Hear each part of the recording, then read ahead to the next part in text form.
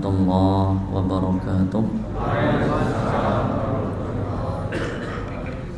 Alhamdulillah hamdan katsiran thayyiban mubarakan fih kama yuhibbu rabbuna wa yarda, wassalatu wassalamu ala nabiyyina Muhammadin wa ala alihi wa ashabihi wa man tabi'ahum bi ihsanin ila yaumiddin. Allahumma la sahla illa ma ja'altahu sahla wa anta taj'alul hazna idza syi'ta sahla. Allahumma inna nas'aluka 'ilman nafi'a wa rizqan thayyiban wa 'amalan mutaqabbala, amma ba'd. Jamaah Masjid Al-Falah yang dirahmati oleh Allah Subhanahu wa ta'ala, kita bersyukur kepada Allah atas limpahan segala nikmat. Salawat teriring salam semoga senantiasa tercurahkan kepada baginda Rasulullah Muhammad sallallahu alaihi wasallam, kepada keluarga beliau, kerabat, sahabat serta pengikut beliau yang istiqomah hingga akhir zaman. Amin. Pripun kabari Bapak Ibu, sehat sedaya? Alhamdulillah.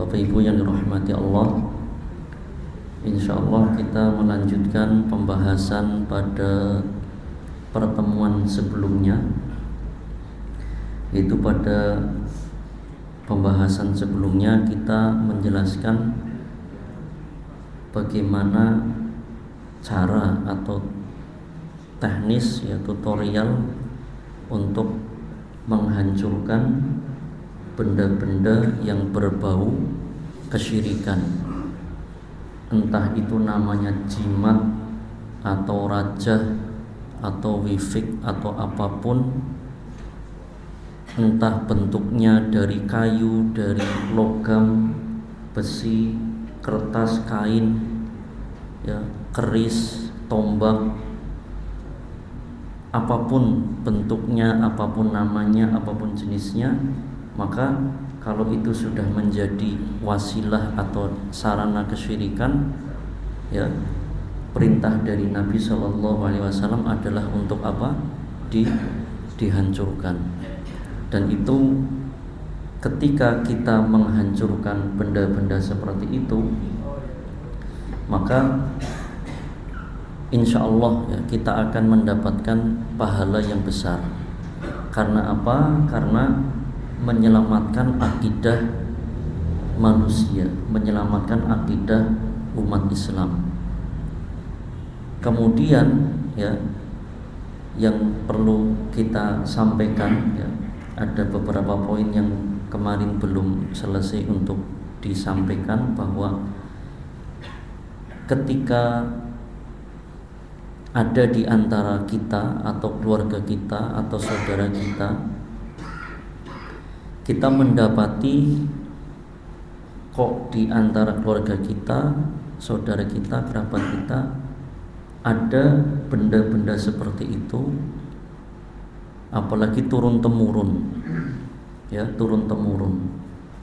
Maka tugas kita adalah bagaimana, Pak? Tugas kita nopo? Paling pertama mendakwahi. Paling pertama nopo? Mendakwahi. Kalau benda-benda itu milik kita, diturunkan kepada kita, ya, kita hancurkan, kita apakan, itu sudah wewenang kita, giboten. Tapi kalau itu miliknya keluarga lain, sekalipun itu saudara kita, kalau nanti langsung diambil, dihancurkan, bagaimana? Geger, ngajak gelut, gitu nggih. Nah, maka perlu didakwahi sampai faham, sampai akhirnya bisa bertaubat dan benda-benda berbau kesyirikan tersebut dihancurkan. Nah, maka setelah sampai kepada tahap kita mendakwahi sampai sadar, sampai dihancurkan, maka di situ harus ada yang namanya taubat nasuha. Taubat nasuha yaitu betul-betul bertaubat kepada Allah. karena ini terkait dengan dosa kepada Allah, maka syaratnya taubat kan 3. Pertama berhenti, kedua menyesali, ketiga berjanji untuk tidak mengulangi lagi. Jelas sih Pak? Berhentinya itu ya maksudnya bukan berhenti mandek, tapi benda itu dihancurkan. Biar bagaimana? Berhenti perbuatannya dan berhenti ritualnya. Itu jelas sih Bapak Ibu. Nah jadi berhentinya itu dengan cara dituntaskan benda itu ditiadakan. Kalau seandainya benda-benda itu masih memiliki harga, misalnya terbuat dari logam atau apalagi emas ya atau perak ya, kemarin sudah kita jelaskan kalau masih memiliki harga maka dilebur atau dirubah menjadi bentuk yang lain sehingga masih bisa dimanfaatkan, masih bisa dijual. Tapi di hati itu sudah tidak ada apa Pak? Sedikit pun ketergantungan terhadap benda tersebut. Jelas nggih? Jelas nggih Pak? Nah, begitu. Nah, dan di antara bentuk kesempurnaan taubatnya adalah bagaimana juga mengajarkan kepada orang lain, minimal keluarga, karib kerabat, saudara-saudara terdekat. Jangan ya terjerumus kepada hal-hal seperti itu lagi. Jangan melakukan ya kesyirikan-kesyirikan dalam bentuk memelihara atau menurunkan benda-benda seperti itu lagi. Itu dakwah kita semua. Karena bisa jadi masih ada di antara kita yang mungkin tadi warisan-warisan dari zaman dulu ya. Apalagi kalau dianggap itu pusaka ya, pusaka keluarga. Kalau itu pusaka keluarga tanah larang ya Pak, bisa didol ya, asal sudah sesuai jatahnya masing-masing. Tapi kalau yang benda-benda kayak tadi kan justru menjadi nopo, menjadi sebab ya, sebab mudorot di dalam hal akidah. Jadi harus ditaubati, dan kesempurnaan taubatnya adalah apa? Mendakwahi keluarga. Karena itu PR bersama dan mendakwahi orang lain. Ya, misalnya panjenengan yang sudah paham tentang tauhid, tentang apa yang sudah kita pelajari di sini bareng-bareng ya. Ayo kita ajarkan kepada kerabat, kepada saudara. Tentu dengan hikmah, dengan bertahap, tidak frontal, tidak keras, tidak kaku, tidak kasar, sehingga dakwah kita bisa diterima dengan baik. Jelas sih Pak? Ya, jadi dakwah dengan cara yang bijak itulah yang diharuskan. Bahwa ujungnya tadi menghancurkan benda itu iya, tetapi diawali dengan dakwah, dengan kelembutan. Ada gambaran gimana? Dan kita misalnya ya, kita sekarang baru paham, baru sadar kalau benda-benda itu ternyata ya menjadi sarana kesyirikan misalnya. Ya, bagaimana dengan orang tua kita sebelumnya yang belum tahu ya, yang bisa jadi belum belajar, belum ngaji. Maka Bapak Ibu yang dirahmati Allah, kita kan tidak tahu perkara gaib, dalam artian dulu bagaimana orang tua kita, leluhur kita ya, kok sampai ada benda-benda begitu diturun-temurunkan. Maka yang bisa kita lakukan adalah tetap husnudzon dan mendoakan mereka. Semoga Allah ampuni, karena mereka belum tahu. Gimana Pak? Jangankan mereka yang dulu, kita saja panjenengan kalau tidak ngaji tauhid, tidak ngaji tentang alam jin sampai kepada jimat segala macam, akan paham boten sampai kepada titik yang kita jelaskan ini? Akan paham boten kalau tidak ngaji? Boten. Nggih boten. Masih banyak saudara-saudara kita yang masih tertipu dengan yang namanya raja. Mosok syirik itu kan dari Pak Ustadz, dari Pak Kiai, itu pakai bahasa Arab, itu ada ayat Qur'annya, itu ada Asmaul Husnanya, dan Pak Kiai bilang jangan berbuat syirik. Ini bukan syirik, ini hanya serono, ini hanya wasilah, ini hanya syarat. Gue siriknya nang dijajal. Wah, nggak ngomong aja sembarangan. Kok ngaji nang sih? Nang Al-Falah ya. Al-Falah yang kena gue. Jadi kalau kita tidak ngaji, tidak sampai paham ke titik yang saya jelaskan. Nggih mboten, Pak? Ya. Sebagaimana ya jangankan orang lain, saya sendiri dulu pun begitu. Ya, saya pernah terjerumus sampai ke titik itu. Ya, sampai ya begitulah. Nah, makanya kita pelajari ini untuk menjelaskan kepada masyarakat. Kemarin sudah kita bawakan kitab-kitabnya yang memang itu menjadi rujukan bahwa memang itu ada yang mengajari. Kitab-kitab yang kemarin kita bawa, gimboten kurang apa, Pak? Judulnya kitab, kertasnya kuning, isinya ayat-ayat Quran, tapi jebul raja. Gimana masyarakat tidak tertipu? Gimana? Nah, maka harus ada yang mempelajari untuk menjelaskan begitu. Nah, jadi alhamdulillah dengan kita menjelaskan seperti itu, banyak masyarakat yang tercerahkan. Ya. Jadi setelah kita faham, setelah kita sadar, maka tugas kita bagaimana, Pak? Mendakwahi saudara kita, kerabat kita semampu kita dengan cara bijak. Jangan kita menghakimi atau menghukumi. Maksudnya begini, kita sudah paham ini akidah yang benar, kemudian kita main ke tempat saudara jauh, kita jarang ketemu paling pas lebaran tok misalnya. Suatu saat di luar momen lebaran kita datang ke sana, ngelihat kok ada di temboknya ada raja yang pernah kita jelaskan, ya, ditempel. Sikap panjenengan bagaimana, Pak? Langsung dicukur, dibanting, kesyrik kiye ora oleh kiye. Kepripun? Didakwahi pelan-pelan. Perlu proses mboten?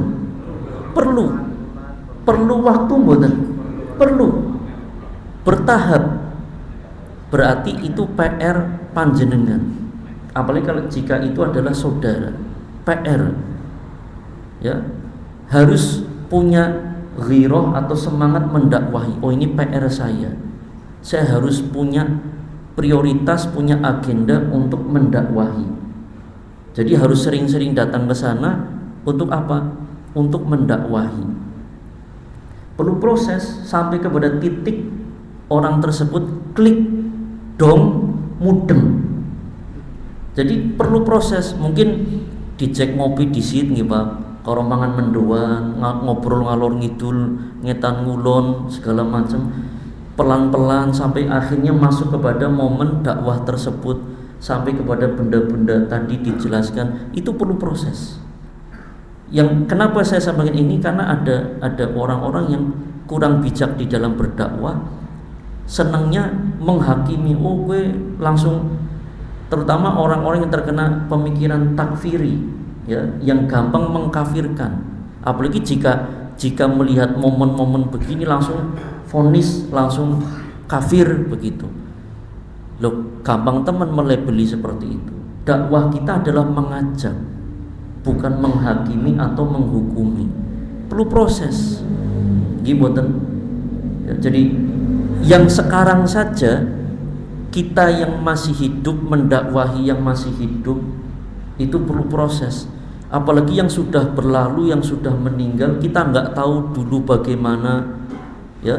Maka kepada orang Muslim, ya, ketika kita tahu mbah kita, orang tua kita, buyut kita Muslim, maka kita husnudzon. Semoga Allah Ta'ala mengampuni mereka. Karena bisa jadi mereka belum tahu, ya, karena belum tahu sehingga terjerumus. Semoga Allah mengampuni. Begitu gimana? Tetap kita mendoakan mereka. Sampai di sini ada gambaran gimana? Bisa difahami gini? Ya, saya lanjutkan. Ketika misalnya ada beberapa hal yang masih terkait dengan pembahasan ini. Misal, ya, di antara panjenengan sudah mendapati atau ada tadi sesuatu yang berbau kesyirikan, jimat dan sejenisnya di keluarga jenengan atau di saudara jenengan, sudah jenengan dakwahi, sudah faham, kan selanjutnya diapakan benda itu? Dihancurkan sehingga tidak menjadi sarana kesyirikan lagi. Terus ada rasa, waduh nyong wedi ke, wah nyong sing ngancurna mengko aku diincer atau mengko jinnya nyerang nyong atau jinnya dendam segala macam. Bagaimana Pak? Bagaimana Pak kalau begitu?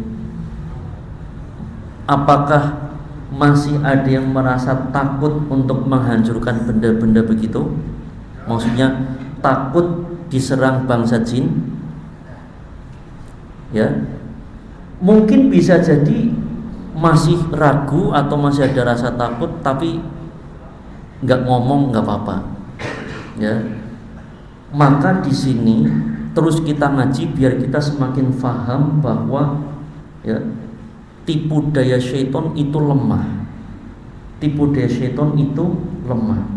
Sekuat apapun bangsa jin, sehebat apapun syaitan, tidak akan sanggup menghadapi ayat-ayat Allah Ta'ala. Seandainya masih ada di dalam hati kita, di dalam hati panjenengan, rasa takut ketika melakukan ruqyah mandiri atau ingin membersihkan benda-benda yang berbau kesyirikan, maka panjenengan buka Al-Quran, ya, surat An-Nisa, surat Nawa An-Nisa ayat 76. Ayat pinten? 76. Surat Nawa An-Nisa ayat pinten? 76. Baca ayat ini, resapi maknanya dalam hati, kokohkan ayat ini ke dalam hati kita. Apa bunyi ayat tersebut? Allah Ta'ala firmankan, alladzina amanu yuqatiluna fi sabilillah. Sesungguhnya orang-orang yang beriman, maka mereka berperang di jalan Allah. Kalimat pertama. Kalimat kedua, walladzina kafaru yuqatiluna fi sabilit taghut. Adapun orang-orang yang kafir, maka mereka berperang di jalan taghut. Taghut itu seluruh sesembahan yang disembah selain Allah Ta'ala, ya, itu dinamakan dengan taghut. Kalimat kedua. Kalimat ketiga, faqatilu awliya asyaiton. Kalimat ketiga nomor, faqatilu awliya asyaiton. Maka perangilah wali-wali syaitan. Perangilah wali-wali syaitan. Jadi kita suruh bagaimana? Berperang. Kita siapa? Orang yang beriman. Kita orang beriman berperang di jalan Allah. Dan perintah Allah kepada kita orang yang beriman, faqatilu, ya. Ini fi'il amr. kata kerja perintah. Wal aslu fil amri lil wujub, dan asal dari perintah adalah wajib. Maka kewajiban kita adalah memerangi siapa? Wali-wali syaitan, penolong-penolong syaitan. Entah itu dari bangsa manusia, dukun dan sejenisnya, atau bangsa jin itu sendiri. Jin-jin yang selama ini bersarang, berkolaborasi dengan para dukun yang ada di benda-benda tersebut. Jelas Bapak Ibu? Kita suruh berperang. Loh, kalau kita takut bagaimana? Kalimat keempat kita tanamkan dalam hati. Inna kaidasyaitani kana dha'ifa. Sesungguhnya tipu daya syaitan itu bagaimana? Lemah.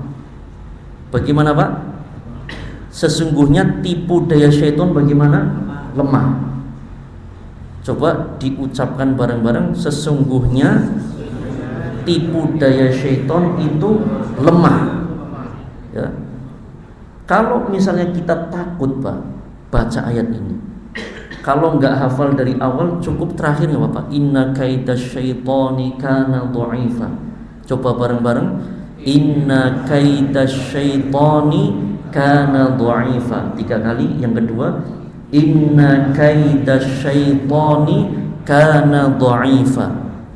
Sekali lagi yang ketiga, inna kaidasyaitani kana dha'ifa. Sesungguhnya tipu daya syaitan itu lemah. Tanamkan dalam hati kita. Dan ayat ini Pak menjadi ayat ruqyah. Menjadi ayat ruqyah. Misalnya Pak, ya panjenengan meruqyah wismani Bapak. Wismani napa dereng? Ya. Kudune wiswani wis ngaji pirang tahun, Mbok. Nggih mboten? Wis ngaji tentang bangsa jin pirang tahun niku. Ora wani bae sing kepriwe. Ketika kita misalnya melakukan ruqyah mandiri atau membantu orang lain ruqyah, muncul perasaan takut atau jin itu menampakkan kekuatannya seolah-olah dia kuat, seolah-olah dia berani, bacakan ayat ini. Ya.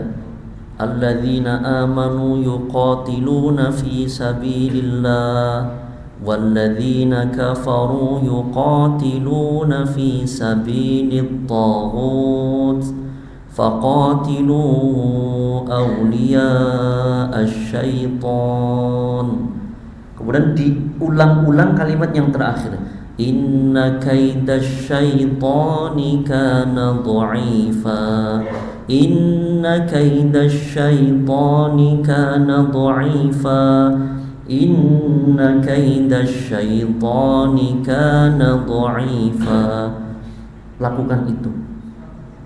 Surat apa tadi Pak? An-Nisa ayat berapa? 76. Dan yang saya sampaikan ini sudah kita praktekkan dan saya ajarkan kepada tim ruqyah. Ketika jinnya mulai berengkengkel, angel, ngeyel, rewel, ya, dan wel-wel yang lain, bacakan ayat ini. Ya, bacakan ayat ini. Ya, insya Allah dengan izin Allah, maka Allah Ta'ala akan menjadikan mereka menjadi betul-betul lemah dengan izin Allah. Ada gambaran sampai di sini nggih Pak? Sampai di sini bisa difahami nggih? Ya. Poin berikutnya masih terkait benda-benda tadi. Seandainya misalnya ini beberapa kasus banyak pertanyaan dan banyak kejadian yang mengalami gangguan-gangguan jin tapi belum ketemu buhulnya, atau bisa jadi ada benda-benda seperti itu belum ketemu di mana, ya. Maka saya jelaskan, ini pernah kita jelaskan dulu agak lama, ya mungkin ada jamaah yang baru, saya ulangi lagi. Bagaimana caranya kita menemukan benda-benda seperti itu, ya. Maka caranya dijelaskan oleh Syekh Wahid Abdussalam Bali di dalam kitab beliau As-Sarim Al-Battar, ya, bahwa Kalau kita misalnya curiga atau khawatir, kita menempati sebuah tempat atau sebuah rumah atau mungkin di kantor atau di tempat yang kita tempati kontrakan misalnya, kok ada kejadian-kejadian yang aneh dan kita nggak tahu, bisa jadi ada buhul atau benda-benda kayak tadi. Caranya bagaimana? Maka minta kepada Allah. Ya, teknisnya adalah setelah sholat malam, setelah sholat tahajud, berdoa minta kepada Allah, ya, untuk ditunjukkan jika memang ada benda tersebut di rumahnya atau di tempat tinggalnya atau di tempat orang lain yang masih ada kerabat dengan dirinya, minta kepada Allah agar Allah tunjukkan, ya, di mana tempat benda tersebut. Maka insya Allah Allah akan berikan petunjuk. Sebagaimana Allah juga berikan petunjuk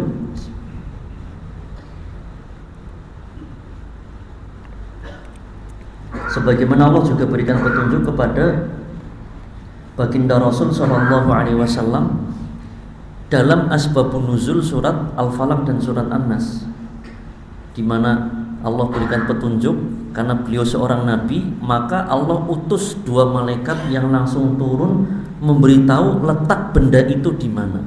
Itu di sumur yang tua, yang sudah kering, yang sudah tidak terpakai, di kebun kurma yang sudah tidak terawat, ciri-cirinya begini. Allah langsung turunkan malaikat kepada Nabi. Ya, kalau kepada selain beliau apakah mungkin Allah berikan petunjuk? Sangat mungkin. Ya, makanya kita minta kepada Allah, nanti petunjuknya lewat apa terserah Allah. Bisa lewat mimpi yang baik, Allah berikan petunjuk lewat mimpi yang baik. Dan Syekh Wahid Abdul Salam Bali menjelaskan dalam kitab beliau, ya, salah satu contohnya ketika ada sebuah keluarga, seorang wanita yang terkena sihir, ya, diberikan arahan demikian, maka dia dan keluarganya melakukan tadi, minta kepada Allah, Allah tunjukkan lewat mimpi yang baik di mana tempat buhul itu. Ya. Itu pertama, petunjuk bisa lewat mimpi. Kedua, bisa lewat firasat. Bisa lewat apa? Firasat. Firasat itu, ya, firasat itu adalah petunjuk dari Allah melalui hati. Pembahasan firasat panjang, kapan-kapan kita bahas. Sudah pernah dibahas belum ya Pak? Belum ya. Firasat ada 3, ya, nanti kapan-kapan kita bahas. Intinya kedua bisa lewat firasat. Yang ketiga bisa jadi bangsa jin itu sendiri yang apa? Berkhianat kepada tuannya, kepada pimpinannya. Dia menunjukkan karena jin itu sudah, ketika jin itu jin instalan yang sudah diinstal dengan buhul itu, dia kan nggak boleh pergi. Tidak boleh pergi kecuali buhul itu dihancurkan. Dia sudah tidak tahan karena orang yang diserang melakukan ruqyah mandiri. Jinnya tersiksa, tapi dia tidak bisa kabur. Makanya bagaimana caranya? Dia yang berkhianat menunjukkan posisi buhul tersebut atau jimat tersebut. Entah dia masuk ke mimpinya orang itu atau dengan cara lain, atau dia keluarkan sendiri buhul itu di hadapan orangnya, ya, berbagai cara ada kemungkinan. Atau bisa jadi lewat orang lain, ya, lewat orang lain yang bermimpi atau mendapat firasat, ya. Intinya banyak cara yang akan Allah berikan petunjuk kepada manusia, ya, terkait di mana benda-benda itu berada, ya. Dan yang terakhir, nanti kita buka tanya jawab jika masih ada waktu. Terakhir, bahwa sekali lagi benda-benda seperti itu kita kemarin singgung bahwa itu tidak bisa menunda yang namanya kematian. Jelas sih Pak?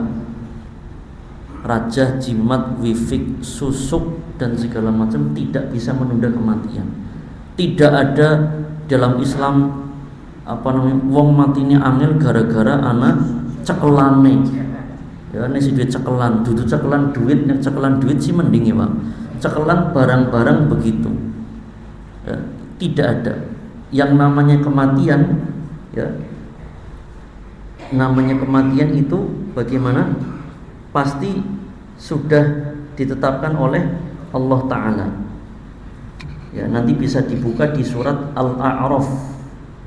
Surat apa? Al-A'raf ayat 34. Surat apa?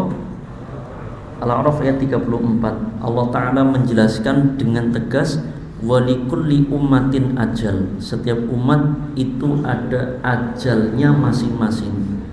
Entah ajal secara umum, nanti umat Islam ini ada akhirnya, ada ajalnya, yaitu nanti ketika muncul di akhir zaman angin yang begitu lembut. Saya jelaskan panjang lebar di kajian Wesal TV, masih ada rekamannya di YouTube-nya Mais. Nanti kalau panjenengan pengen tahu bisa lihat di situ. Judulnya Akhir Umur Umat Islam. Nah, itu ajal secara umum untuk umat Islam ini.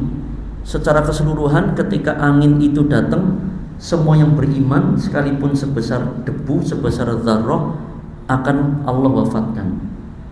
Ya, ini makna walikulli ummatin ajal. Ajal secara umum.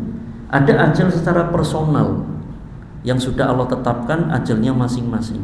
Nah, kalau sudah datang ajalnya, fa idza jaa ajaluhum. Kalau sudah Allah tetapkan datangnya ajal, la yastakhiruna sa'atan wa la yastaqdimun. Maka ajal itu tidak bisa ditunda sedikit pun atau dimajukan, sekalipun hanya sa'atan, sedetik, sekejap mata tidak bisa. Jelas sih, Pak? Yang dikhawatirkan apa? Yang selalu kita wanti-wanti, justru bangsa jin itu yang selama ini berkolaborasi dengan dia, baik itu jin nasab ataupun yang lain-lain, justru dia, ya, mereka itu yang dikhawatirkan menyesatkan hamba tersebut saat menghadapi sakaratul maut. Disesatkan, jangan sampai mengucapkan la ilaha illallah. Itu yang dikhawatirkan, ya. Maka yang paling penting adalah kita mumpung masih hidup, kalau masih ada benda-benda begitu, segera bersihkan agar tidak menjadikan kita repot atau keluarga kita saat nanti di akhir hayat kita. Ya, mungkin ini yang bisa saya sampaikan melengkapi pembahasan sebelumnya. Monggo jika ada pertanyaan terkait hal ini ataupun yang lain, kalau bisa saya jawab nek mboten buat PR. Masih tersisa berapa menit? 9 nggih. Monggo Pak, silakan. Mboten wonten? Oh iya, ucapan nang orang pungkasik. Monggo Pak, silakan. Yang saya tanyakan, bagaimana sikap kita kalau pas kita menjenguk orang sakit, pas kebetulan di situ lagi mau diobat sama orang pintar. Terus bagaimana cara memusnahkan tadi yang alat-alat yang dari saya itu ada dua-duanya tanda terima kasih.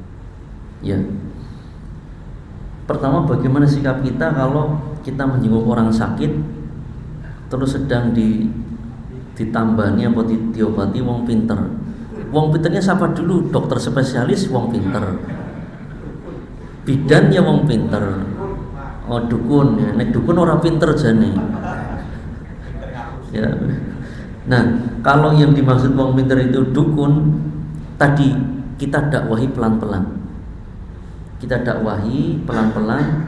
Kalau dia sudah sadar, insya Allah kan tidak ngundang dia lagi. Begitu nggih. Kalau saat itu juga mungkin kita langsung frontal, langsung dia belum percaya kepada kita, lebih percaya kepada orang tersebut. Mungkin kita yang dicemooh atau kita yang diusir, setelah itu pintu dakwah tertutup, malah sulit berikutnya. Jelas sih Pak? Ya, kita mungkin lihat dulu bagaimana caranya dia segala macam. Nanti setelah dia selesai, perlahan kita dakwahi orang tersebut, ya, dengan cara yang hikmah, dengan cara yang lembut, pelan-pelan seperti itu, sampai kepada dia faham. Setelah faham, insya Allah tidak akan ngundang orang tersebut. Jelas ya Pak? Itu poin pertama. Poin kedua, bahwa namanya orang punya problem, punya masalah, entah itu problemnya sakit atau yang lain-lain, itu kan harus ada solusi. Betul ya Pak? Harus ada solusi. Nah, kalau kita melarang, jangan, misalnya ada orang berobat pakai obat yang keliru kan, dia obat itu mengandung alkohol misalnya. Kita ajak jangan minum obat ini, tapi kita tunjukin, kita kasih solusi, jangan itu loh, ini saja. Begitu. Jelas sih Pak? Maka ketika kita mendakwahi tadi, kita juga harus memberikan solusi. Terus nek aja ngundang kae, ngundang siapa? Ngundang mais jenengan dong. Mais boy, mais sibuk. Begitu ya Pak? Jadi harus memberikan solusi. Ya, solusi nanti apa, misalnya ke psikolog atau ke peruqyah atau yang lain yang bisa memberikan solusi terhadap hal tersebut. Orang haus nggak boleh minum khamr, minimal dikasih air putih. Syukur-syukur ada susu atau cappuccino misalnya ini, ana wedang kopi ini ada mendoane kan, masya Allah enak banget begitu. Jadi solusi, jangan lupakan solusi. Kita melarang apa, kita kasih solusi. Begitu nih Pak. Dan perlu proses, perlu kesabaran, bertahap. Jangan frontal, jangan gegabah seperti itu. Jelas sih Pak? Ya. Terus yang kedua apa tadi pertanyaan? Apakah ada doa-doanya ya? Kemarin sudah kita jelaskan, jenengan hadir mboten?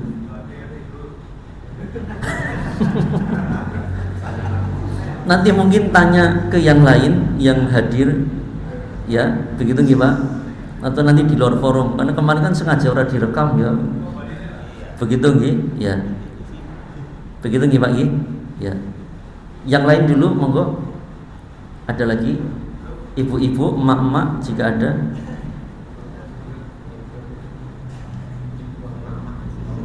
Betul nonton?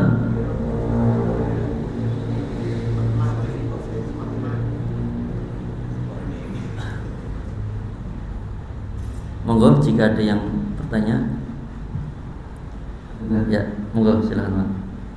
Tadi disinggung mengenai yang punya susu, yang punya kamar itu, ada pataran punya pegangan itu matinya susah. Itu secara mungkin apa penelitian itu matinya secara ini tersiksa. Orang yang mempunyai susu ini enggaknya katanya kelihatannya itu banyak tersiksa gitu. Betul gitu. Maksudnya pertanyaannya gimana? Waktu sakaratul mautnya itu dia tersiksa karena mempunyai pegangan gitu. Pertanyaannya tersiksa, kelihatannya memang saya pernah lihat juga itu karena kata keluarganya dia punya pegangan sih. Dilihat itu yo. Iya. Iya. Oh iya. Jadi pertanyaannya seolah-olah kok kayak tersiksa, sehingga orang mengira oke jangan-jangan duwe cekelan begitu nggih.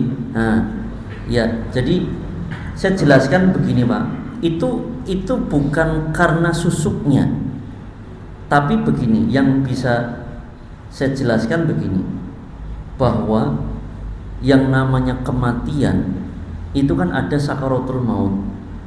Jelas ya Pak? Sakaratul maut itu adalah gambaran dari kehidupan seseorang selama dia hidup.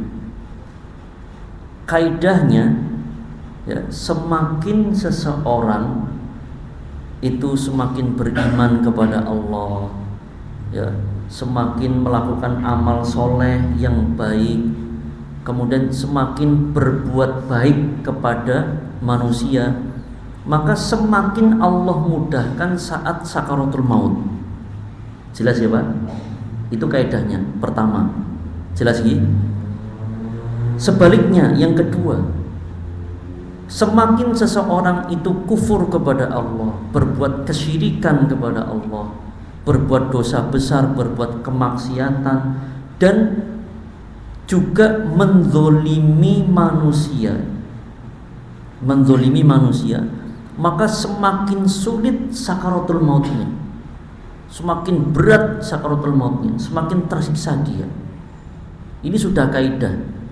Dalilnya banyak sekali kalau kita ingin jelaskan, ya, ada hadis yang sangat panjang yang diriwayatkan oleh Imam Ahmad dari sahabat Al-Barra ibn Azib, menceritakan bagaimana proses sakaratul mautnya orang beriman dan proses sakaratul mautnya orang yang kafir. Yang intinya bahwa meninggalnya seseorang itu gambaran dari kehidupan dia. Ada orang yang meninggal lagi sujud, subhanallah, meninggal, dikira tidur, dibangunin, gabruk, sudah nggak ada. Ada orang lagi baca Quran di masjid, senderan tiang, ketonnya kayak keturun, ternyata gampang sekali. Apalagi orang-orang yang gampang begitu, sangat mungkin Pak, sangat mungkin mereka punya punya amalan rahasia yang tidak orang lain tahu itu. Dan sebaliknya, orang berimannya, orang beriman yang bermaksiat, semakin banyak maksiatnya semakin sulit kematiannya. Begitu, itu kaidahnya. Maka sangat mungkin ketika orang itu sulit dalam saat proses sakaratul maut, sangat mungkin ada dosa-dosa yang belum dia taubat dari dosa itu, di mana dosa itulah yang menjadikan perasaan dia itu ya merasa bersalah kepada Allah, dan Allah persulit kematiannya. Itu bukan karena susuk itu yang menjadikan dia sulit, bukan, tapi memang ketika seseorang berbuat kesyirikan, kekufuran, apalagi menzolimi orang lain selama hidupnya, bisa dipastikan Pak, kematiannya akan sulit. Karena itu kaidahnya. Ya, saya pernah cerita di sini apa di tempat lain. Panjenengan tahu Perdana Menteri Zionis Yahudi, ya, kita nggak sebut Israel ya. Israel kan nama nabi. Kita jangan cela Israel nama nabi. Kalau mau cela Zionisnya, Yahudinya. Perdana Menteri Perdana Menteri Zionis Yahudi yang lama namanya Ariel Sharon. Pernah dengar Pak nama ini? Panjenengan bisa cari di internet kematian Ariel Sharon. Ini orang kafir zolim sekali. Berapa ribu warga Palestina yang dizolimi atas perintah dia. Kematiannya Pak, Masya Allah, sulit. Bahkan 8 tahun koma 8 tahun, geletak, organ tubuhnya sudah banyak yang tidak berfungsi, bahkan disinyalir membusuk. Dia geletak di rumah sakit sampai kayak mumi, kurus kering, kayak mumi. Tapi Allah tidak matikan dia 8 tahun dalam kondisi begitu. Dan pengakuan dari dokter-dokter spesialis yang merawat dia mengatakan bahwa ini Ariel Sharon kelihatannya diem, dia koma, nggak gerak, tidak ada reaksi gerakan tubuh, sudah lumpuh total. Tapi sebetulnya kata dokter spesialis, sebetulnya dia sedang merasakan sakit yang luar biasa. Merasakan sakit yang luar biasa. Apakah Ariel Sharon duwe susuk? Pertanyaannya, tidak, karena dia punya kezoliman kepada Allah dan kemudian terhadap manusia. Maka Allah jadikan kematiannya begitu sulit. Jelas ya Pak? Nah, seperti itu. Itu gambarannya ya Pak ya. Jadi itu yang bisa saya jawab. Jadi itu kaidahnya ya. Jadi kalau ada orang misalnya begini, jangankan kepada Allah Pak, jenengan punya perasaan ganjil kepada orang lain, nek arep ketemu ngerasa salah mboten? Misalnya ya ki contoh sepele, jenengan duwe utang karo si A, ana si A keton, aduh kini nyong ditagih priwe ya. Lebih baik bagaimana Pak? Menghindar. Manusiawi mboten? Manusiawi. Jadi secara perasaan itu ada. Nah, ada manusia ingin dipanggil menghadap Allah, dia merasa punya dosa kepada Allah, maka Allah jadikan kematiannya sulit prosesnya, dan hatinya pun berat untuk menghadap Allah. Jadi lahir dan batin sulit. Begitu. Jelas ya Pak? Nah, seperti itu. Bukan karena susuknya itu sing gandoli, bukan. Ya, cukup dulu ya Pak. Ya, semoga bisa difahami dengan baik, dan ngapunten jika banyak kekeliruan dan kekurangan. Monggo kita akhiri, kita tutup dengan doa kafaratul majlis. Subhanakallahumma bihamdik asyhadu an la ilaha illa anta astaghfiruka. Aqulu qouli hadza wa sallallahu ala nabiyyina Muhammadin wa akhiru da'wana alhamdulillahi rabbil alamin. Wassalamu alaikum warahmatullahi wabarakatuh.